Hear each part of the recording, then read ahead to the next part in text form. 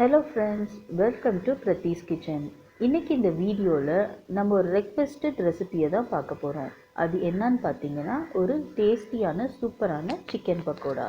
இந்த வீடியோக்குள்ளே போகிறதுக்கு முன்னாடி இந்த சேனலை சப்ஸ்கிரைப் பண்ணாதவங்க கீழே இருக்க ரெட் கலர் சப்ஸ்கிரைப் பட்டனை கிளிக் பண்ணுங்கள். கூடவே பக்கத்தில் இருக்க பெல் ஐக்கனையும் கிளிக் பண்ணுங்கள். அப்போ தான் நான் எப்போ வீடியோஸ் அப்லோட் பண்ணாலும் அதுக்கான நோட்டிஃபிகேஷன்ஸ் உங்களுக்கு கிடைக்கும். இந்த பக்கோடா செய்ய தேவையான பொருட்கள் என்னென்னா, இன்றைக்கி நான் 1/2 கிலோ சிக்கனை வந்து சின்ன சின்னதாக கட் பண்ணி எடுத்து வச்சுருக்கேன்.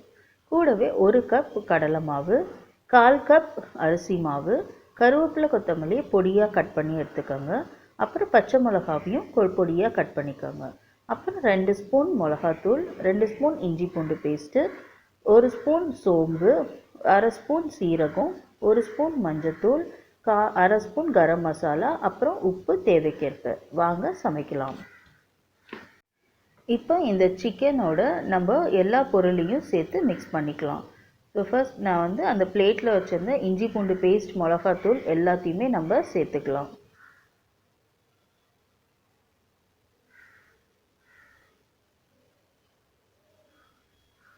இப்போ வந்து கருவேப்பிலை கொத்தமல்லி கட் பண்ணி வச்சுருந்தோம் இல்லையா, அதையும் நம்ம இதோட சேர்த்துக்கலாம்.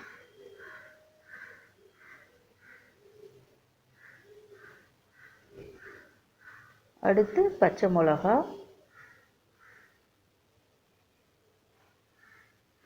அரிசி மாவு, இதை கலந்துட்டு நம்ம வந்து ஒரு லேசாக கொஞ்சம் கலந்து விட்டுக்கலாம். இப்போது நம்ம வந்து கடலை மாவு சேர்த்துக்கலாம். நான் ஃபஸ்ட்டு வந்து ஒரு 3/4 கப்பு வந்து கடலை மாவு சேர்த்துக்கிறேன். அதுக்கப்புறம் நம்ம இன்னும் கொஞ்சம் தேவைப்பட்டால் நம்ம எக்ஸ்ட்ரா வந்து சேர்த்துக்கலாம்.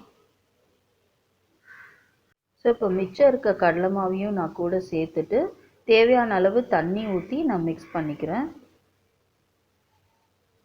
இது வந்து ரொம்ப திக்காகவும் இருக்கக்கூடாது, ரொம்ப தண்ணியாகவும் இருக்கக்கூடாது, கொஞ்சம் சாஃப்டாக இருக்கிற அளவுக்கு நீங்கள் பிணைஞ்சிக்கோங்க. இப்போ இது கூட நம்ம கொஞ்சம் எலுமிச்சப்பழ சாறும் கொஞ்சம் எண்ணெயும் கலந்து திரும்பியும் மிக்ஸ் பண்ணிக்கலாம். இந்த மிக்ஸ் பண்ணதை வந்து ஒரு 4லேருந்து 5 மணி நேரம் நல்லா ஊற வைங்க. இதுக்கு எவ்வளோக்கு எவ்வளோ ஊறுதோ அப்போ தான் இது நல்லா ஊறி நமக்கு டேஸ்ட்டாகவும் இருக்கும், எண்ணெயும் இருக்காது. இப்போ இது நல்லா ஊறி இருக்குது. இப்போ நம்ம இதை ஒன்று ஒன்றா எண்ணெயில் போட்டு பொரிச்சு எடுக்கலாம். இப்போ நம்ம ஒரு கடாயில் கொஞ்சம் எண்ணெய் ஊற்றி எண்ணெய் சூட் பண்ணலாம். எப்போவுமே மீடியம் ஃப்ளேமில் வச்சுக்கோங்க, ரொம்ப ஹை ஃப்ளேம் வேண்டாம். அதே மாதிரி நீங்கள் நான்வெஜ் எப்போவுமே இந்த மாதிரி பொரிக்கிறப்போ ரொம்ப எண்ணெய் வந்து யூஸ் பண்ணக்கூடாது. ஏன்னா நான்வெஜ் பொரித்த எண்ணெயை வந்து திரும்பி ரீயூஸ் பண்ணக்கூடாது.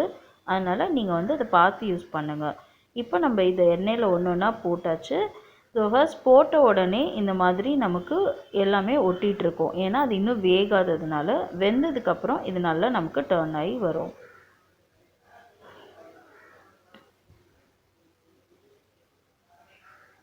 இப்போ இது பாருங்கள், நல்லா கோல்டன் ப்ரௌன் வந்துருச்சு. இதோ சூப்பரான சிக்கன் பக்கோடா தயார். இப்போ இதை நம்ம ஒரு பிளேட்டுக்கு ட்ரான்ஸ்ஃபர் பண்ணிக்கலாம்.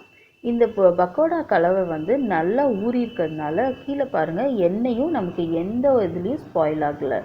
இப்போ இந்த ரெசிபியை நீங்களும் உங்கள் வீட்டில் செஞ்சு பாருங்கள். உங்கள் கமெண்ட்ஸை கமெண்ட் செக்ஷன்ஸில் கொடுங்க. இதே மாதிரி சூப்பரான ஒரு ரெசிபியோட நான் நெக்ஸ்ட் வீடியோவில் உங்களை சந்திக்கிறேன். தேங்க்யூ.